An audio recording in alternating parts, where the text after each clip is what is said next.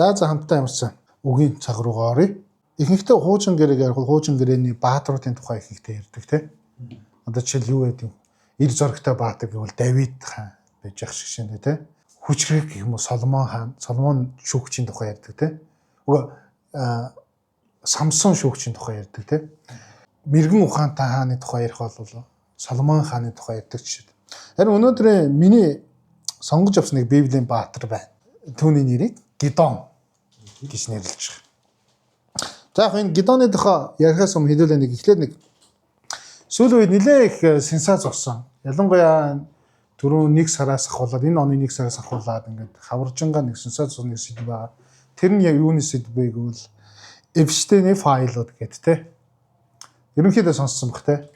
Эпштейн одоо ч гэсэн ерөнхийдөө ингээд хөөрнөж явж байгаа. Тэрэнд нь монголчуудын нэр хүртэл орцсон явж байгаа те. Эпштейний файлуудын тухай ярих юу хэлж байгааг бол нэгдүгээр завхаарлын тухай те. Тэгээ бага насны хүүхдүүд орж байгаа. Тим нэг завхаарлуудын тухай яригдж байгаа. Нөгөө талаар бүр сүүлдээ юуны тухай яригдж гэж байгаа бол хүүхдийн тахил махилгээ те. Жинхэнэ нэг сатанист үзлийн тухай маш их ярьж байгаа. Тэгэхээр энэ үзлийг ерөнхийдөө хуучин гэрэн дээр ч гэсэн харах юм бол энэ тухай хүүхдээр тахил өргөдөг жишээл бол Баал те. Тухайн Канаан дахь тэр шүтлэг бишрэлийн тухай гарч байгаа тийм хэсгүүд гарч байгаа. Өнөөдрийн миний унших хэдүүлгийн унших судлах хэсэг бол шүүгчд номны 6 дугаар бүлгийн 25-аас 32 дугаар эшлэл. За эхлээд нэг Библийн хэсгээ уншиж те. Тэр шөндөө эзэн Гидонд чи эцгийнхээ бухыг 7 настай өөр бухын хамт авч эцгийнхээ Баалын дахлын ширээг нураан хайж дэрэгдэн бүү Ашерагийн багны тайрч унаг. Энэ хадны ойрт чи өөрийн бурхан эзэн зориулсан дахлын ширээг зөв аргаар босгогдсон. Тайрч унагсан Ашерагийн багны модыг ашиглан 2 дахь бухаар шатаал дахлыг өргөгдөн гэж айлдав. Тэгээд Гидон зарц нарынхаа дундаас 10 эрийг авч эзний өөрт нь айлцсан ёсоор үйлдэв. Тэрээр эцгийнхээ гэрийнхнээс болон хотны хүмүүсээс ихэд имэж байсан тул үүнийг өдөр хийлгүй шөнөөр үйлдэв. Хотын хүмүүс өглөө нэртлэн босоход харагтан Баалын дахлын ширээг нураанхаж дэрэгдэн байсан Ашерагийн багны тайрч унгаад шинээр босгосон дахлын ширээн дээр 2 дахь бухаар дахил өргсөн байна. Тэд өөр хоорондоо хэн үүнийг үйлдэв гэж ярилцав. Тэгээд тэд сууж шалган Йошийн хүүгэн Гидон ийм зүйлийг үйлдсэн гэтэлцгэв. Тэгээд хотын хүмүүс Йошт хүүгээ гаргаад ир. Тэр Баалын дахлын ширээг нураан дэрэгдэнд барьсан Ашерагийн багныг тайрч хайсан тул өөхөх ёстой гэсэн Йош өөрөө давшлан зогсож бөгөөдөд Баалын төлөөнөөс заргалдан тэмцэх гэв. Түүнийг аврах хүмүүс нь та нар юм уу? Баалын төлөөнөөс заргалдан тэмцэгч нь өглөө гэхэд алагдаг. Түүний дахлын ширээг нураасан болохоор Баал бурхан л юм бол өөрийнхөө төлөө өөрөө заргалдан тэмцэх гэв. Тэр өдөр Гидонд Иробаал гэдэг нэрийг өгөв. Ийхүү тэр Баалын дахлын ширээг нураасан тул Баал өөрийнхөө төлөө өөрөө заргалдан тэмцэх гэсэн нэр авчээ гэсэн ийм хэсэг байна. За энэ дээр нэг их гоё түүх гарч байгаа те. Гоё ч яах вэ? Асуудалд орсон израилчуудын тухай. Ийм түүх гарч байгаа. Тэгээ энэ дээр хэрвээ бид нар шүүгч номны 6 дугаар бүлгийн эхлэлийг гарах юм бол израилчууд асуудалд орсон. Тэр асуудал нь юу байсан бол Меданчууд байсан те. Медан гэдэг юм үндэстэй. Меданчууд яаж асуудал тариад байсан бэ гэвэл Израильд энэ Манаса гэдэг энэ огт яаж асуудал тариад байсан бэ гэвэл ургацын цагаар нь хурж ирээд довтлоод тарьсан бүх эдэ будааг нь дээрэмжэд авчдаг гэсэн. Мал хуугийн бүгдий. Тэгээд энэ дээрэмдэд авчдаг байсан учраас Гидоны тухай гарахтаа юу гэж гардаг вэ гэвэл нууцаар одоо агууч юм уу те далд ороод нуугдаад будаага тарьсан будаага өтөрөнд игээд ингээд горил болгохоор ажиллаж байгаа Гидон гэдэг ийм тухай гарч байгаа. Тэгээ бид түрүүнд хэлсэн шүү дээ те Библиэд маш олон баатрууд байгаа гэж те зоригтой баатрууд байдаг те хүчрхэг баатрууд байдаг мэрэгэн ухаантай баатрууд байдаг. Харин энэ Гидоныг ерөнхийдөө Библийн ихэнх судлаачид юу гэж өгөө хулчгар баатар гэж байгаа юм бол айдастай айдаг аймхаа. Яагаад ингэж тодорхойлж байгаа вэ гэвэл тухайн үед израилчууд асуудалд орсон байхад энэ Библийг харах юм бол баатарууд их зоригтойгоор гарч ирдэг гэдэг түүхээр цөм цохоод өөрийнх нь тэр байгаа байдал зан чанар нь ингээд инлхийгээр ингэж гарч ирдэг. Гэтэл Гидоныг харахаар нуугдчихсан, айжчихсан те. Меданчуудаас бүр сүнсээс айжчихсан. Яаж нэг ургацаасаа нэг хэдэн хувийг аваад нуугаад үлдчихв гэсэн юм айдастай байгаа Израилийн тухай гарч байгаа юм. Хэрвээ яг хоо Гедоны тухай жоохон мэдээлэл өгөх юм бол те Манассе гэдэг юм овгийн юм хүн. Манассе гэдэг нь болохоор Израилийн 12 овгийн нэгэнтэй. Израильчууд Канаануудыг эзэлсэн Йошуагоор өдөрдүүлээ те. Канаануудыг эзэснийхаа дараа ерөнхийдөө ингээд таршгаа бутархаагаар овгоор ингээд байрлан тухайн газар тариалан эргэлж мал аж ахуйгаа эрхлээд ингээд амьдрал суурин эхэлсэн. Энэ суурин амьдрал эхлээд ингээд явж байхад яасан бэ гэвэл Манассе овг нь ерөнхийдөө дарлалд ороод байгаа те. Меданчууд гэдэг энэ нэг хүчрхэг үндэстэг хурж ирээд өөрсдийн дарлаад юмнуудыг ер нь дээрэндээ яваад байгаа гэсэн. Тэгээд энэ зовлон эхэлсэн байгаа үед Гедон гэдэг энэ залуугийн тухай түүх яригдж эхэлж байна. За энэ Гедон мэдээж Манассе овг дотроо бүр энэ Гедоны юуг нь үнцнийг хайгаад үзгээр бид нэр Йосеф гэж мэдэн штэ те. Йосефийн хоёр хүүгийн нэгээс гаралтай юм удмын хүн юм байна Гедон гэдэг нь. Яг хоо ярих юм бол эцэг нь нөлөө бөхий гэх юм уу одоогоор хэлэх юм бол те. Тийм харагдаж байгаа те. Сая би дуртахад бол боолтой байх жишээ, зарцтай байх жишээ те. Тэгээд энгийнээр ярих юм бол бүр дахил дүргэх бухтай ч юм уу те. Ийм эд баялагтай байгаа харагдаж байгаа. Тэгээд дээрэс нь өөртөө нэгэн итгэлгүй байрын харагддаг. Хэрвээ бид нар одоо яг энэ 6 дугаар бүлэг ингээд унших юм бол Гедонтой тэнгэр хэлж ирээд уулзж байгаа. Тэг уулзаад ингэж байгаа. Израилийн хүчрхэг баатраа гэж дуудаж байгаа Гедоныг. Тэгэхэд би тийм биш штэ гэдэг юм хариултыг Гедон өгч байгаа чинь. Тэгэхээр эндээс гэх юм бол өөртөө итгэлгүй. Тэгээ ерөн бол ингээд цаашаа ингээд Гедоны түүхийг унших юм бол нэлээд гашар те. Жишээлбэл одоо нэг юм ноос барьчил та энийг норгуул дайрий үгүй л энийг норхгүй бай гэдэг ч юм уу те. Ийм бурхныг сорсон юм айгүй юм гашир хүний тухай гарч байгаа. Тэгээд эцэст нь Гедон ингээс үгүй энэ түүхийн ард нэг бас маш чухал юм зан чанар харагддаг. Тэр нь юу вэ гэвэл Израильч та биднийг захираач гэдэгсэн Гедоноос. Харин Гедон сүлд нь юу гэсэн үг бол та нарыг би захирахгүй гэд ер нь яг хоо захирагч юм тухайн үеийн хааны баг тийм эрх мэдлээс татгалзаж байгаа юм түүхээр. Энүүгээрээ ерөнхийдөө Гедоны түүхийг харах юм бол иймэрхүү юм үйл явдлууд нь энэ дотор их гой үйл явдал гарч байгаа. Тэгээ энэ Гедоноор би ер нь 2 номлол хий гэж бодож байгаа. Бурхныг дамжуулъя гэж бодож байгаа. Тэр нь эхний хэсэг нь болохоор яг өнөөдрийн хэсэг те. Өнөөдрийн хэсэг нь юу вэ гэвэл Баал ба Гедон гэдэг ийм сэдвийн дор хэдүүлээ үзье. За Канаануудыг суурьсан Израильчуудад нэг юу аюул тохиолдсон гэвэл Меданчуудад 7 жил дарлуулваа гэж эхлэхдээ гарч байгаа. Ургацаа даримдуулсан Марс ургийг устгадаг. Тэрнээс ус хүмүүс айгаад Израильчууд бүр агууд амьдарч байгаа тухайгаа ярьсан мэт. Гэхдээ хэрвээ яг Библийн шүүгчд номын 1-р 6 дугаар бүлгийн 1-р ишлэгийг харах юм бол ингэсэн байна. Израилийн хөвгүүд эзний мэлмид ёрын мөг өгөлдвэ гэсэн ийм нэг хэсэг гардаг. Энэ дээрээс миний яг татаж ирэх гээд байгаа гол санааны үг бол тэдний асуудал нь Медан гэж бодож байсан Израильчууд өөрсдөө тийм. Бидний гол асуудал бол Меданчууд. Яг л Меданчууд бидэд дайраад довтлоо биднийг дээрлэхэд юм гэж бодсон. Гэтэл энэ 6 дугаар бүлгийн эхний ишлэлд тэдний асуудал нь юу байсан бэ гэвэл Израилийн хөвгүүд эзний мэлмид ёрын мөг үлдэжсэн байх. Өөрөөр хэлэх юм бол би бурхных гэдэг мөртлөө хэрвээ бидний сая уншилсыг харах юм бол Гедоны эцгийн герт нь Баал зориулсан дахлын ширээ байсан. Энэ нь юу гэлтгэж байгаа вэ гэвэл аль хэзээ тэд нэр Баалын нөлөөнд, бурхны юм нөлөөнд биш, Баалын нөлөөнд амьдарч байгаа гэдэг ийм санааг шууд өгүүлж байна. За тэгэхээр Баал гэж юу вэ гэж асууж гарч байна те. Баал гэж ямар бурхан юм? Яагаад ингэж байгаа юм? Энэ тийм тухайн Канаанд тийм юм нөлөө бүхий бурхад байгаа те. Израильчууд хүртэл нэг бурхантай Израильчууд хүртэл Баалыг шүтээд эхэлвэ гэж. За Израильчууд тухайн нөхцөл байдлаас Канаан Кананыг эзлээд ингээд ороод ирснээр мэдээж бүх хүнийг алт талж устгаагүй те. Тэдэнд байсан соёл нь байсан. Өөрөөр хэлэх юм бол тэдний соёл нь юу байсан бол Баал гэдэг бурханыг шүтдэг байсан. Тэр Баал гэдэг бурхан юуны бурхан вэ бол аянга ба бурууны бурхан.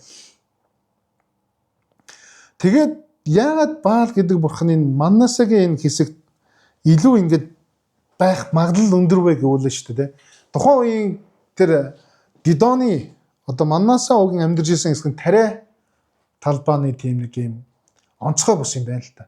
Нам доор байрладаг газрууд нь тариа айгүй сайн ургадаг. Тэгээд ийм өдрөмийн талбаанууд ингээд нэг уулуугаа нэг шаталцсан нэг тарианууд байдаг нэг хятадын нэг кино мануудаар гардаг шүү дээ. Цайны навч ингээд тарьдаг шиг те. Яг тэр шиг тийм юм талбай байсан баг. Тэгээд тийм газар юу хийхтэй гэвэл тариа дээр амьдардаг хүмүүс юу хамгийн чухал вэ? Ус, бороо.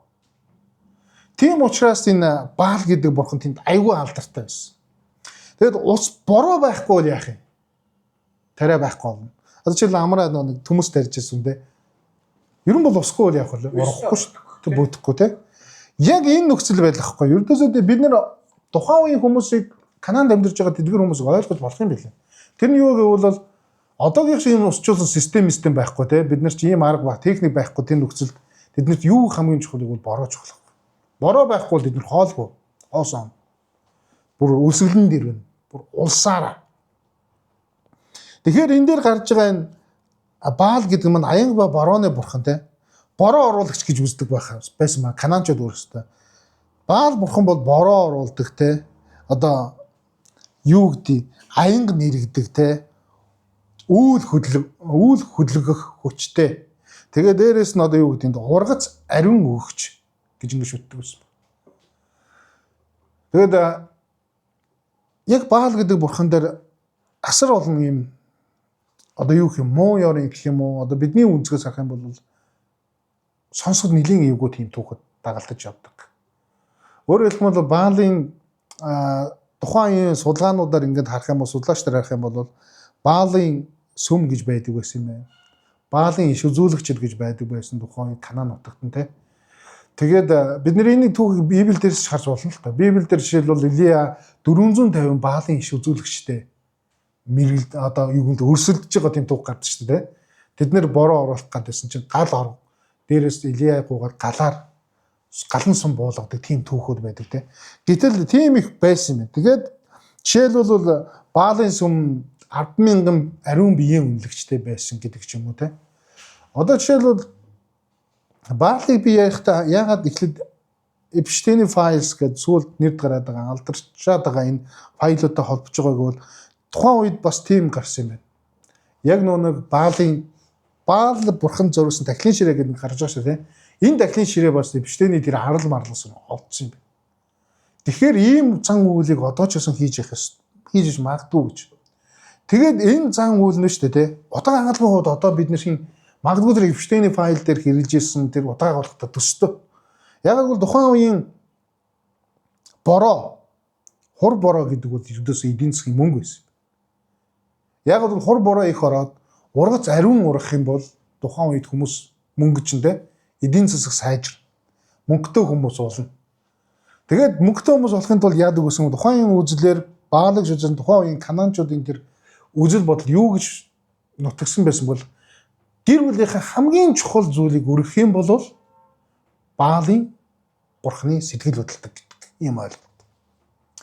Тэгэхээр гэр бүлийн хамгийн чухал зүйл юу аах вэ? Үр хүүхэд те. Тиймээс тэд нэр үр хүүхдээ мөнгөний төлөө өргөдөг байсан гэсэн үг байхгүй. Магадгүй тэнд гарч байгаа яг өөрийн хүүхэд хэний хүүхэд гэхээс илүүгээр хүүхэд гэдэг бол тухайн үеийн хамгийн нандин зүйл шүү дээ гэр бүл те. Ер нь бүх үндэсний хувьд хамгийн нандин зүйл. Тэр зүйлийг өргөж ингэж яадаг байсан гэхээр Баал гэдэг бол аимшигтай бурхан байсан баг. Хэрвээ бид нар яах юм бол Дэд хуул намын 12 дугаар бүлгийн 31 дугаар ишлэл дээр хөгөөд огтой галт шатаадаг тэр нэгний тухай бас гардаг. Баал гэж Библиэлд бичсэн байдаг. Тийм бузар юмсыг битгий хийгэрэй гэж бурхан Дэд хуул дээр Израильчуудад маш тодор сануулсан баг. За гэтэл буцаад одоо Гидон руу очие те. Гидон руу очсон Гидоны эцгийн герт газар дээр Баалын дахлын ширээ байж байгаа. Энэ нь Израильчууд Израильчууд одоо түрүүчийн номлол дээр ярьжсэн одоо манай их баярын хэлжсэн үг гэдэг те. Израильчуудын хамгийн нэгдүгээр хүүхдүүдэд сануулдаг зүйл нь юу вэ гэдэгсэн те. Чи надаас өөр бурхантай байж болохгүй гэдэг энэ хууль. Хамгийн чухал хууль. Гэтэл энэ хуулийг аль хэдийн зөрчихсөн тэнд Баал гэдэг бурхан дахил өргөө зогсож байгаа Израильчуудын тухай энд яригдж байна. Тэгээд зогсохгүй энэ Израильчууд тэр Баалын тухай юу гэж үзэж байгаа вэ гэвэл энэ дэр гарч байгаа нэг Ашера гэдэг бас нэг тухай гарч байгаа тийм юм нэг шон модны тухай гарч байгаа. Тэр мод нь яадаг вэ гэвэл ерөнхийдөө энэ нь тухайн канаачд үзэхтэй за яг энэ ч угаасаа л мэдлэг болж үлдэх юм шиг ирсэн тийм үзэхтэй юу гэсэн вэ гэвэл Баалыг болохоор ир хүүсний бурхан харин Ашера бол эм хүүсний бурхан гэж үздэг гэсэн. Тэгээд эм хүүсний бурхан яах вэ гэвэл үржил шимэн бурхан. Тиймээс заавалчгүй Баал байвал хажууд нь Ашера байжж нөгөөх нь үржил шимэн өндөр өгөж одоо үр тариа нургана гэдэг ийм одоо сэтгхүүн им гажуудалд орсон гэх юм уу та тийм амьдрал донд байж байгаа. За энэ амьдрал донд байгаа Гидонд ийм амьдрал донд Гидонд ирж байгаа Тэнгэр элч юу гэж зөвлөж байгааг үл эхлээд чи эцгийнхэн хашаанд байгаа тэр хоёрыг устдаг гэдэг ийм даалгавар өгч.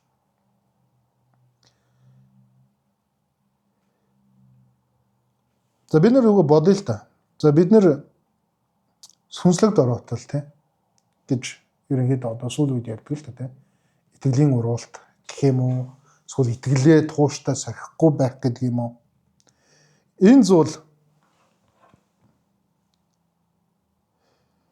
энэ зүйл биднийг ер нь нийгмээр юм сүрэл рүү хөтэлдэг гинэ. Энэ зөвхөн нэг хүний юм сүнслэг дөрөөлөл мэт юм боловч гэр бүлдээ нөлөөлдөг. Гэр бүл нь нийгэмдээ нөлөөлдөг. Нийгмийлэр сүрлэдэг. Энэ нь эдийн засаг руу эдийн засгийн хямралд авчдаг гэж байгаа юм бүр. Энийг судлаачид юу гэж хэлсэн бэ гэвэл энийг судлаач Меданчуудын 7 жил гэж ярьж байгаа.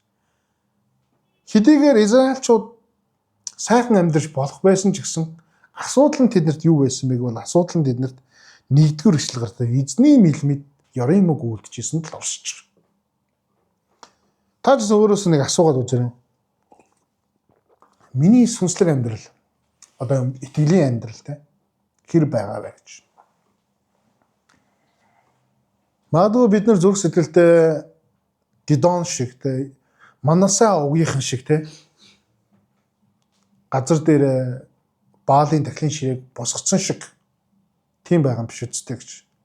Эсвэл заахан Баалын дахлын ширээг гэхээс илүү одоо юу гэдгийг орлуулж бид бурхнаас дээгүүр тавьж болох, бурхнаг сольж болох юу вэ? Мөнгө байдаг юм уу? Эрх мэдэл байдаг юм уу? Одоо өөр юу байдаг? Шүтэн шүтэх байдаг юм уу? Өөр бусад шашдыг шүтэх байдаг юм уу? Эсвэл бол хэн нэгэн хүнийг бурханчлан шүтэх дахих байдаг юм уу Эсвэл бол одоо гим нүглийн тийм хүлээс байдаг юм уу? Эсвэл бол одоо хорт зуршлууд байдаг юм уу? Бурханаас холдуулж болох буюу сүнслэг сүрэл сүнслэг асуудлыг авчирч болох тэдгээр зүйлсүүд доройтлоо авч болох тэдгээр зүйлсийн нэг зүсэн байхад л бид нар тэдгээр зүйлсүүд нэг хилтэйгээд орчих боломжтой харагдаж байгаа байхгүй. Энээс харах юм бол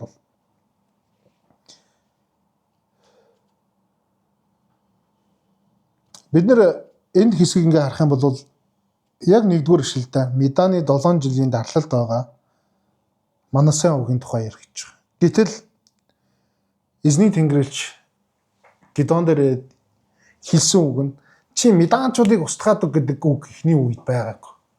Эхлээд тэрэнд хэлсэн үг бол эцгийнхээ Баалын дахлын ширээг нураа гэдэг юм анхааруулга гэсэн. Би бодохдоо тэгж бодсон л да. Яг энийг ингээ уншиж байхдаа зүгээр түүхийн нь бол урд нь мэддэг байсан. Ганц хоёр удаа уншиж байсан. Тэгээд энийг уншиж байхдаа юу гэж бодогдсон бэ гэвэл Меданчууд За энэ Меданчуудад хийх тэмцлийн тухай л ерөнхийдөө бид нар мэддэг штеп. Тэгэд бүр хамгийн алдартай нь 300 цэрэг ингээд чи ингээд шилээд бүр 32,000 300,000 цэрэг болгоод Меданы тэр хүчрхэг армийг устгах тухай яригдж байгаа. Энэ түүхэл юм бүүм гэж хүн болгоны чихэн мэдэгдэн штэ Тэгээд тэгэхдээ нэг юм ноос аваад ноосоор ингээд эзнээс ингээд юугуудыг түүх гардаг. Гэтэл энэний хамгийн ихний сэдв нь юу байсан бэ гэвэл чи өөрөө эхлээд итгэлийн суурийг итгэлийн гацсан байгаа зүйлийг гэр бүлээс устгаж хай гэдэг тухай юм яригдчих. Тэгэд энэ яригдж байгаа сэдв дээр ингэж нэг эрдэмтэд хэлсэн байсан. Яагаад медам биш гэж те дайсан нь эхний дайсан нь яагаад гэр бүл буюу тэр гашаан дотор байгаа тэр үндэстэн овг аймаг дотор байгаа баалын ширээ байсан юм байна гэж. Жинхэнэ асуудал нь юу байсан бэ гэвэл буруу шүтлэг байсан те. Буруу шүтлэг. Бурханаас уруулт байсан израильчууд. Баалын мөргөл байсан. Яг хүүхдийн дахил гэдэг нь би жихэн хүн цэдвийг ингэж аваад байгаа боловч тэд нэр өөр маш олон дахилыг өргөдөг гэсэн те. Малын дахил одоо юу гэдгийг бороо оруулах дахил одоо тий ургацын баярын дахил махилгал маш олон дахилуд байсан. Тэгэхээр яг онцгойлж би хүүхдийн дахилыг аваад байгаа. Энэ мэдээж биднэрт юу тусдаг. Тэгэхээр энэ бүгдийг харахад юу вэ гэвэл медам биш гашаант нь байсан тэр дахилын ширээг ингэж онцолж дайрсан нь бид нар ч гэсэн маш чухал сэдв юм шиг харагдчих. Эргээд харахаар. Заримдаа бид нар тэгэж боддог шүү дээ. Гэр бүлийн асуудал байдаг магадгүй. Эсвэл сэтгэлийн дарамт. Эсвэл өр зээл, одоо юу гэдэг нь ажил дээр гарч байгаа асуудлууд гэдэг ч юм уу. Бидний энэ бүх бидний зүрхэнд хаанчилж байгаа гэх юм одоо голлох байр эзэлж байгаа тэр зүйлээс илүү бурханчин төвдөнд байх ёстой шүү гэдгийг сануулж байгаа. Тэр нэг үндэстэн сануулж байгаа энэ хэсэг нь магадгүй хувь хүний бидний хувьд ч гэсэн тийм байх. Нэг сануулж байгаа хэсэг нь болов гэж бодож байна.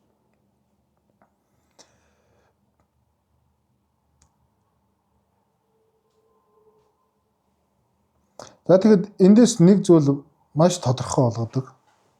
Тэр нь юу вэ гэвэл Йошийн хүн Гидон гэж байна. Тэгээ яг тэр дахилын ширээн хаан байсан бол Йош ингээд аавынх нь мэдгийн ширээ байж таарж байгаа тийм.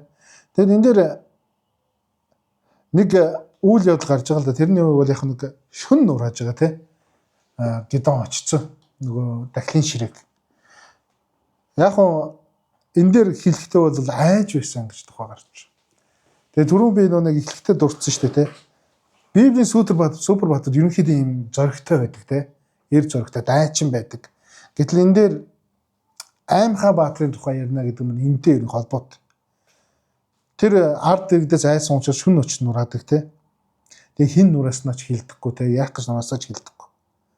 Гэхдээ эндээс яг Гидоны авж болох нэг авууштай нэг чанар байгаа нь гэвэл тэр айсан ард иргэдээсээ өөрийнхөө овгоосоо магадгүй ааваасаа ч айсан байх. Тэгээ гэхдээ тэр хийсэн. Бурхны хийсэн үгийг үгэнд дуулууртай байсан байна. Тийм учраас энэ бүхэн болж байгаа тийм. Хэрэв Бурхны үгэнд дуулууртай байгаагүй бол энэ бүх сэргэлт Израилийн сэргэлт магадгүй эхлэхгүй байсан байх магадлал маш өндөр. Тэгээ бид нар заримдаа боддог шүү дээ. Ерөнхийдөө бид нар тэгж ярьдаг л та. За ерөнхийдөө би яхаа айхаа болохоор эсвэл би завтаа болохоор үйлчлэнэ гэж ярьдаг тийм. Яг үндэ тэгвэл завгүй хизээч завтаа болдоггүй эсвэл хизээч айхаа болдоггүй. Ялангуяа чуулганд тийм. За би нэг завтаа болохоор цуглаанд очинд үнэхээр завтаа болдоггүй. Тэр завыг гаргачихгүй тийм. Тэгэхээр яах нь вэ гэвэл яг болохгүй байсан ч гэсэн бүтэхгүй байсан ч гэсэн цагаа заваа эсвэл бол яг Гидон шиг тийм.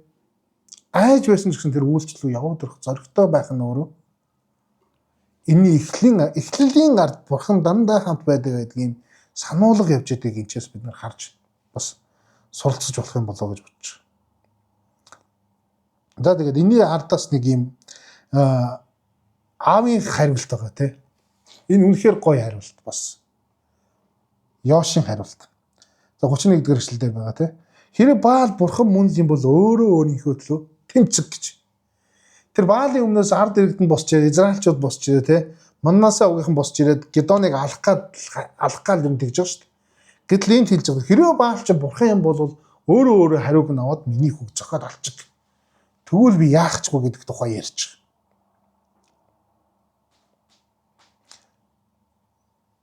Хэрвээ бурхан юм бол өөрийгөө хамгаалж чаддаг. Чадахгүй юм бол тэр бурхан биш. Энэ үнэхээр гоё хариулт. Бас энийг би яг энэ өгүүлгийг уншиж байхдаа юу гэж бодож байсан бэ? Шинэ гэрэн дээр бид нар бас гардаг те. Элчнэр сайн мэдээ тараад хунгалаад явах те. Баригдаа, шоронд баригдаа тэгээд зөвлөлийн хурал дээр хилдэж штэ. Хэрвээ наа чи бурханаас ихтэй юм бол явна. Хэрвээ бурханаас ихгүй бол наад юм хөдөлгөөн чинь нураал уннаа. Наа сайн мэдээ тарж байгаа хүмүүс ч удахгүй тараад бутраад алга болно гэж. Яг энэ хөлтөд төстэй гэж. Өөрөөр хэлбэл нэг өгүүлбэр хүмүүсийн сэтгэлийг ингээд хаагаад дээрэс нь асар их одоо юу гэх юм мэдлэг болоод ийм ухаарах боломжийг өгж байгаа өгүүлбэр юм энд харагдаж байна. Тэгээ энэ дээрээс Йош юу гэж байгааг бол Баал бол бурхан биш ээ гэдгийг ерөнхийдөө тодорхойлж хэлж байгаа гэсэн. Бид нар ерөнхийдөө химийн шүтэн гэж ерөнхийдөө ярьдаг те. Бусад шашны бурхтыг гэх юм уу да. Тэгээд химийн шүтэн гэдэг дээр бас нэг юм нэг юу гаргалгаа гаргаж болж байгаа. Гаргалгаач их энэ үндсэн ойлголт. Химийн шүтэн гэдэг юуг оруулахыг бол химийн шүтэн бол хүний хамгаалалт хэрэгтэй химийн шүтэнд. Нэгдүгээрт. Хоёрдугаарт хүний хүч хэрэгтэй. Түүнийг хийх, урлах те хүч хэрэгтэй. Гуравдугаарт хүний мөнгө хэрэг болдог химийн шүтэн хийхэд. Энэ нь өөрөө юу гэж бол химийн шүтэний үндсэн юм юу гаргаж өгч байгаа юм л. Одоо жишээлбэл бид нар Жанаасыг бурхан бүтээ гээл улсаараа мөнгө гаргаж хандиалаа л те. Одоо жишээлбэл одоо Төв аймгийн урталт байж байгаа шүү дээ. Бурхантай хот барина те. Үнэхээр тасархаа хот. Бурхан биднийг тийм ивэгээд ингээ магнаагаараа харж байгаа тийм хот барина энэ төр гэд. Хүн болгоноос мөнгө хүрээгээл олонний хүчээр буюу мөнгөөр ингэж барьж байгаа. Тэгэхээр энэ бол яг химийн шүтэний юм цэнзүрт яг паг гэд нийцэж байгаа. Харин амьд бурхан байгаа гэдгийг л Йош хэлж байгаа өгүүлэх гээд байгаа. Амьд бурхан бол өөр юм а гэдэг.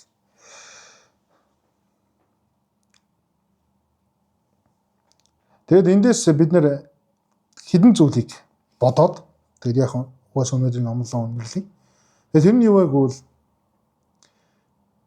энэ хэсгийг бид нар уншихдаа дайны тухай уншихдаа Меданы талаар уншихдаа юу гэж бодвол энэ тухайн үед байсан Израилийн хамгийн том асуудал Медан байсан юм байна буюу эргэн тойрны улс орныг гэж бодож байсан бол нэгдүгээр асуудал нь Медан байгаагүй юм байна гэдгийг энэ хэсгээс бид нэр ойлгож авах хэрэгтэй. Нэгдүгээр асуудал нь юу байсан бэ гэвэл бурхнаасаа оруулсан өөрсдийнх нь итгэл байсан тийм. Өөр бурхтыг шүтсэн тэр асуудал нь байсан гэдгийг энэчээс харуулж байна. За Меданаас өөр ахаад нь суралцах юм юу гэвэл хэрвээ ямар нэгэн зүйл хийхээс айж байгаа бол тийм асуудалтай мэд санагдаж байгаа бол асуудлаа дарчаад эсвэл янзлчаад энийг хийн гэхээс илүүгээр шууд хийгээд эхлэн чухлаа гэдгийг бид Меданаас сурч болно. Гидеоноос. За гуравт нь за сэргэлт ерөнхийдөө гэрээс эхэлдэг те гэдгийг ч харж болно. Гэртээ байсан химийн шүтэнийг нурааснаар Гидеон сэргэлтийг эхлүүлж байгаа. Энэ сэргэлт нь Израилийн сэргэлт болж хувирна. Бүгд цааш та. Бид нэр дараагийн 7 хоног тэрний дараагийн 7 хоног бас үзэх бол. За мөн өөр үнэнийг төлөө зогсох тийм эргцүүлэх бид нар цаг хэрэгтэй гэдгийг санаж аваарай энэ дээрээс. Гидеон алуулах шахсан те дахлын ширээг нураагаад. Гэхдээ үнэнийг эргцүүлэх боломжийг хүмүүс олох юм бол тэр зүйл зүгээр ирэх боломжтой гэдгийг ч сарч байна.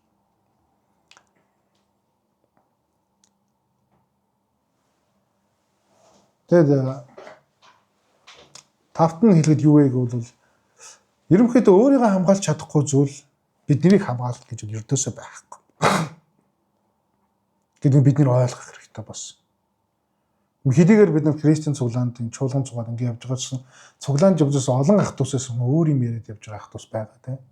Бөөгийн тухай, бодгийн шашны тухай тэрнийг сайн лам гिचгсэн эсвэл тэр бурхан ингээд энэ ингээд гэдэг эсвэл өөр нэг шашин шүтлэгийн юм зохиогоо гаргаад ирчихсэн. Итгэж өнөөшлөө өөр юм дээр тавьчихсан явж байгаа юмнууд байна. Тэдгээр хүмүүст хандаж хэлэхдээ өөрийгөө хамгаалж чаддгүй зүйл биднийг авч үнэхээр чадахгүй. Тэр найдах хэрэггүй, итгэх хэрэггүй. Би түрүүний хэлсний 3 функцээр тэр зүйлээ бодоод үзээрэй те. Тэгээ ер нь ингээд эцэст нь ингээд дүгнээд ингээд харахаар юу бол миний харснаар бол Гедоны ялалт бол амьдралын хамгийн том ялалт нь магадгүй 300 зэрэгтэй тэр Медоныг ялж байхаас илүүгээр эцгийнхэн гашаанд байгаа дахлын ширэг нураас нь байсан болоо гэж харж байна. Энэ бүхний эхлэл эндээс тавигдчих. Магадгүй тэр айж байсан те эзнийг дуудахад хүртэл айж байсан. Эргэлзэж байсан.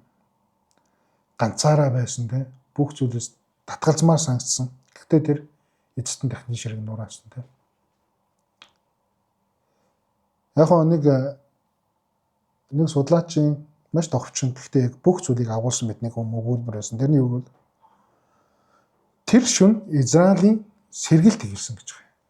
Баалын дахлын ширэг нураас нь шөнө. Тэгээд учир нь үндэстний сэргэлт үргэлж нэг хүний дуулууртай байдлаас л эхэлдэг гэж. Үндэстний штэ бүр бүхэл бүтэн үндэстний тухай ярьж байгаа. Тэгэхээр та бас өөрийгөө бодоод үзээрэй. Яг би бурхны өмнө дуулууртай байна уу? Бурхан надад үг ин гэдэг зааварчилгааг бол би хийх үү, яах уу те. Тэгэхээр бид нар бас бодох хэрэгтэй мөчл гэж бодож байна. Тэгээд хамтдаа ямар ч залбирая. Таныг энэ нэг асуултыг өөртөө тавиад залбираасаа гэж хүсэж байна. Тэр нь юу вэ гэвэл таны амьдралд эсвэл таны гэр бүлд эсвэл зүрх сэтгэлтэй бурхны өмнө нураах ёстой те сүйтгэх ёстой эвдэх ёстой тийм баалын дахлын ширээ байгаа юм биш үстэй гэж та яг өөртөө тунгаан бодоод тэгээд энэ зүйлийг бодоод хамтдаа залбирцгаая.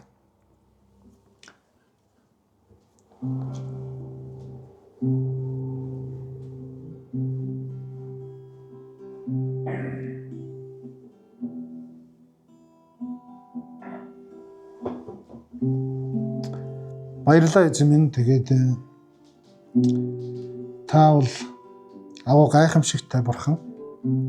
Таны хийсэн үйлдэлүүд үнэхээр солдроо нэг чим хүчрхэг байдлаар ашиглаж байгаад баярлалаа эзэн минь. Бид нар өнөөдөр Гедоны талаар судалж мэдэж тухайн үеийн нөхцөл байдал нь түүний амьдрал, түүнийг хэрхэн дагуулсан, түүний хамгийн чухал ялалт болох дахлын ширэг нураас нь тэр үйл явдлыг бид нэр суралцлаа эзэн.